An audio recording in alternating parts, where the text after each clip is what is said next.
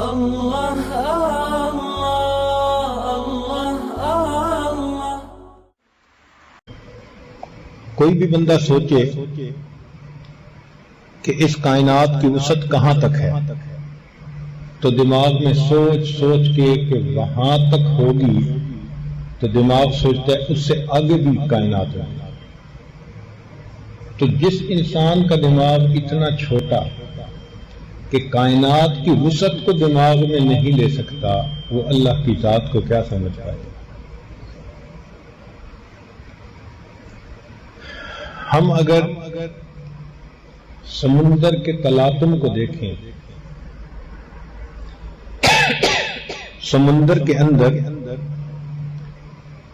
جو موجیں ایک دوسرے کے اوپر گر رہی ہوتی ہیں، تو اس کو دیکھ کر اللہ رب العزت کی رحمت کے بے پایہ سمندر کا اندازہ ہوتا ہے۔ سورج کو دیکھیں جو ہر وقت نور برساتا ہے، تو اندازہ ہوتا ہے کہ اللہ آپ کی اپنی ذات کے نور کا کیا عالم ہوگا۔ پھول کو دیکھو تو اللہ رب العزت کا جمال نظر آتا ہے، شیر کو دیکھو اللہ رب العزت کا جلال نظر آتا ہے۔ حالانکہ ایک جانور ہے شیر، مگر اتنی اس میں ہیبت ہے، اتنا خوف ہے کہ بندہ قریب سے جاتا ہے تو رونگٹے کھڑے ہوتے ہیں۔ اللہ جس مخلوق کو آپ نے پیدا کیا اس کا جلال اتنا ہے، تو اگر آپ کسی بات پر خفا ہوتے ہوں گے آپ کے جلال کا کیا عالم ہوگا۔ جانوروں کو دیکھیں تو اللہ رب العزت کی فرما برداری کرنے کی سمجھ آ جاتی ہے کہ جس جانور کو اللہ نے جس حیات پر پیدا کیا پوری زندگی اسی پر گزار دیتا ہے۔ تو ارد گرد دیکھیں تو اللہ رب العزت کی قدرت کی نشانیاں نظر آتی ہیں۔ سچی بات تو یہ ہے کہ اللہ رب العزت بہت بڑے ہیں، جتنا ہم سوچتے ہیں اس سے بھی بڑے، اور سوچیں اس سے بھی بڑے، اس سے بھی زیادہ سوچیں اس سے بھی زیادہ بڑے۔ اس کو کہتے ہیں اللہ اکبر، اللہ سب سے بڑے۔ آپ سوچیں کہ اذان میں 4 مرتبہ شروع میں کہا جاتا ہے اللہ اکبر اللہ اکبر اللہ اکبر اللہ اکبر۔ یہ 4 مرتبہ کہنے کی حکمت کیا ہے کہ مخلوق 4 طرح سے عناصر آگ، پانی، ہوا اور مٹی، اسی سے مخلوق بنی۔ تو کچھ مخلوق آگ سے بنی جیسے جن، کچھ ہوا کی مخلوق، کچھ مٹی سے مخلوق، کچھ پانی کی مخلوق۔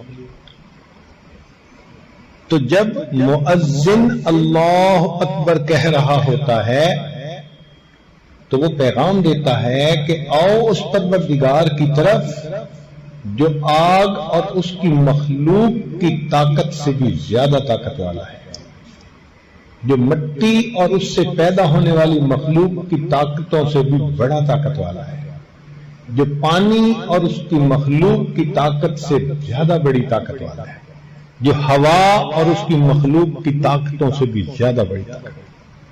کبھی آپ نے پانی کی طاقت دیکھی؟ اللہ اکبر۔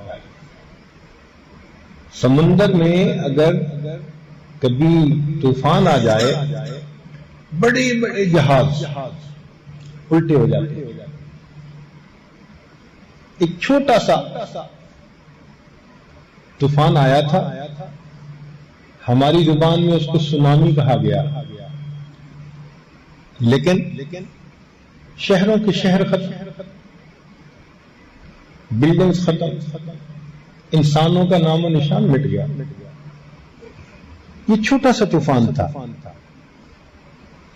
پانی کی اتنی طاقت ہے آگ اتنی طاقت والی ہوتی ہے کہ جب یہ بڑھتی ہے تو بجھائی نہیں جا سکتی. چنانچہ رشیا میں ایک جگہ سفر کرتے ہوئے ہم نے آگ کا ایک شعلہ دیکھا جو پتہ نہیں کتنے فرلانگ اونچا تھا. تو میں نے اپنے ساتھی سے پوچھا کہ یہ کیا ہے؟ اس نے کہا جی کہ تیل کا کنواں کھود رہے تھے، ڈگنگ کر رہے تھے. فنی خرابی کی وجہ سے اس میں سے جب تیل نکلنے کا وقت آیا تو آگ لگ گئی. اب وہ تیل اتنے پریشر سے نکل رہا ہے کہ آگ لگی ہوئی ہے. پوری دنیا کی کمپنیوں نے کوشش کر لی آگ کو بجھانے کی، سالوں گزر گئے آج تک آگ نہیں بجھا سکی.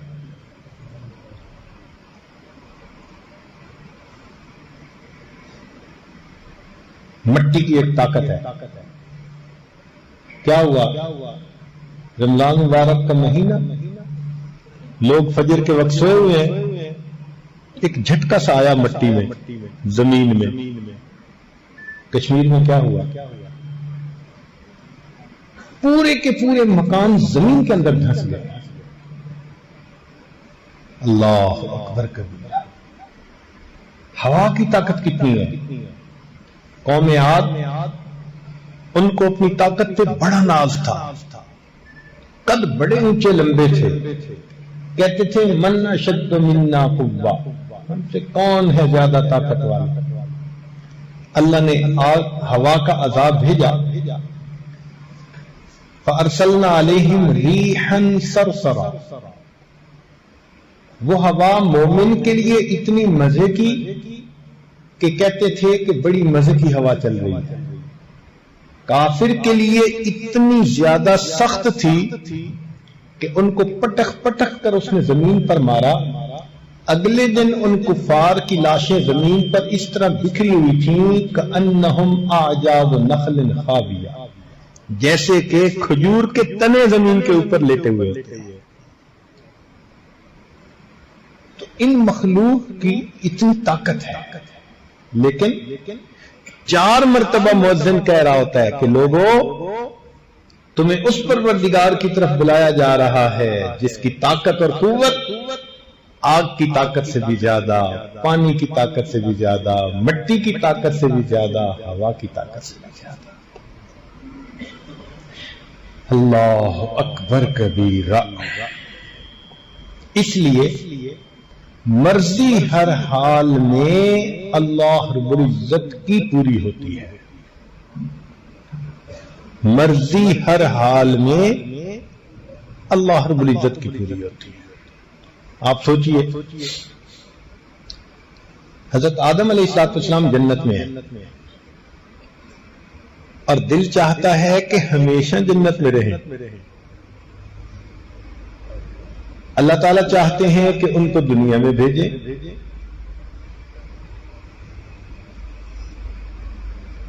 شیطان نے آ کر مشورہ دیا کہ یہ دانا کھا لے تو ہمیشہ جنت میں رہیں گے. کھا لیا اور نتیجہ کیا نکلا؟ زمین پر اترنا پڑا. تو مرضی کس کی پوری ہوئی؟ اللہ رب العزت کی.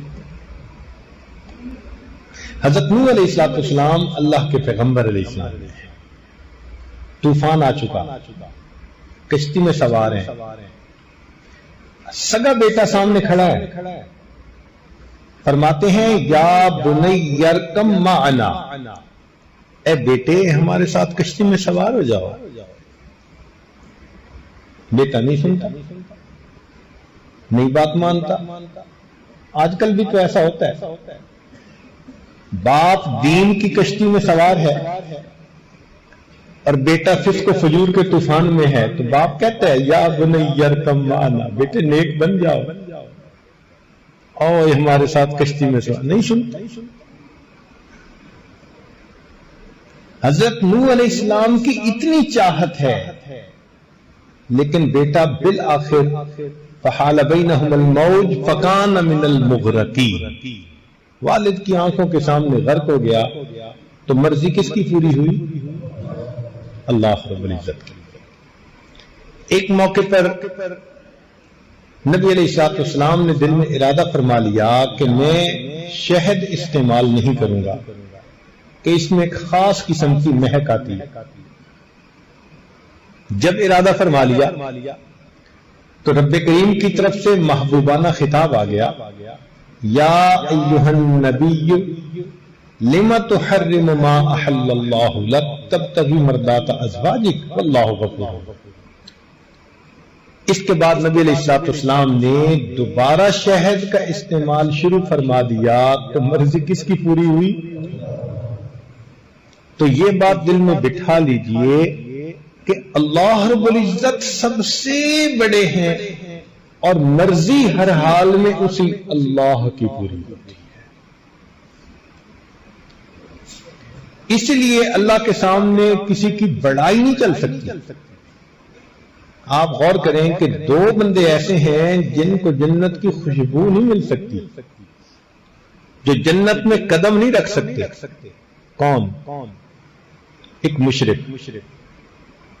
فیصلہ کر دیا ان اللہ لا یغفر ان یشرک بہ ویغفر ما دون ذلک لمن یشاء. اللہ تعالیٰ مشرک کو معاف نہیں کریں گے، اس کے سوا کوئی گناہ لے کر آئے گا چاہیں گے اللہ معاف کر دیں گے. اور ایک فرمایا حدیث پاک میں کہ لا يدخل الجنہ من کان فی قلبہ مثقال ذرۃ من کبر. جس کے دل میں ذرہ کے برابر بھی تکبر ہوگا وہ جنت میں نہیں داخل ہو سکتا. نہ متکبر اور نہ متکبر کہتے ہیں جو اپنے کو بڑا سمجھے، اور مشرک کہتے ہیں جو مخلوق میں سے کسی کو بڑا سمجھے. بڑا سمجھتا ہے تو سجدے کرتا ہے نا. تو جس نے اپنے کو بڑا سمجھا اس پر بھی جہنم ہے، جنت حرام. اور جس نے مخلوق میں سے کسی کو بڑا سمجھا تو بڑا کون ہے؟ اس لیے جب ہم اللہ اکبر کہتے ہیں تو معنی ہوتا ہے کہ نہ میں بڑا نہ کوئی اور بڑا. بڑا کون ہے؟ اللہ رب العزت ہی. لا الہ الا اللہ، لا الہ الا اللہ، لا الہ الا اللہ، لا الہ الا اللہ، لا الہ الا اللہ، لا الہ